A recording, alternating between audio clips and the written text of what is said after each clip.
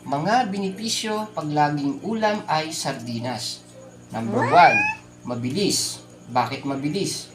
Siyempre, hindi mo na kailangang magluto, magbubukas ka na lang ng lata ng sardinas.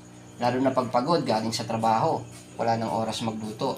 Kaya ang gagawin mo, magbubukas ka na lang ng lata ng sardinas. Kasi bukas ng maaga, papasok na naman sa trabaho, at may ipit sa traffic, at uuwing pagod, at pagdating ng gabi, magbubukas ka na naman ng lata ng sardinas. Yan ang iyong work-life cycle.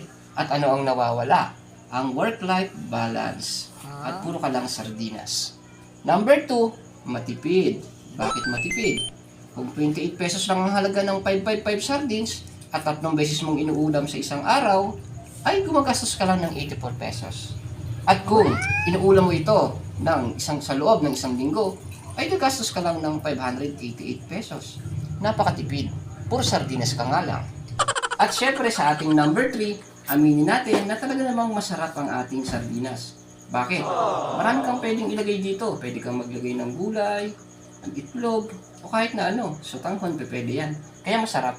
At aminin din natin na meron din tong kaakibat na nutrients sa ating katawan. Kaya masasabi rin natin na healthy. Bakit? Meron siyang omega-3 na good for the heart. At syempre sa ating number 4, parang katulad lang din sa number 3, na marami tayong option sa pagluluto ng ating sardinas. At kung gusto niyo ng maraming option at maraming klase ng pagluluto ng sardinas, panoorin niyo lang ang aking channel, ang Sardinas TV, at marami tayong recipe na naluto na natin doon.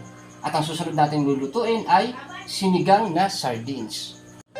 Kaya i-consider din natin na ang sardinas ay maganda rin sa ating balanced diet. Huwag lang sobra.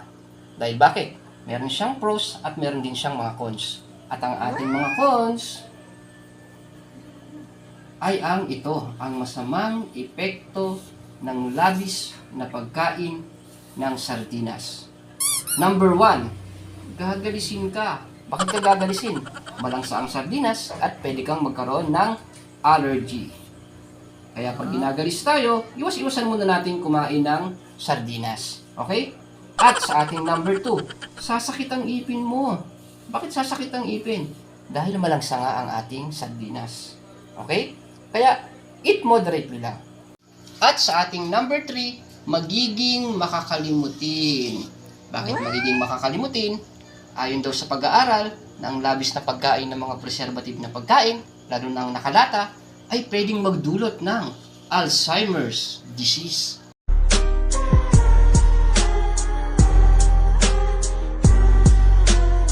Ito ay yung pagiging makakalimutin. Kaya pag gusto mong makalimutan ng isang tao, sinaktan ka, kumain ka lang ng kumain ng sardinas.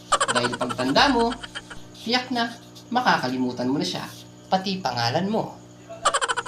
Kaya ano ang lesson dito?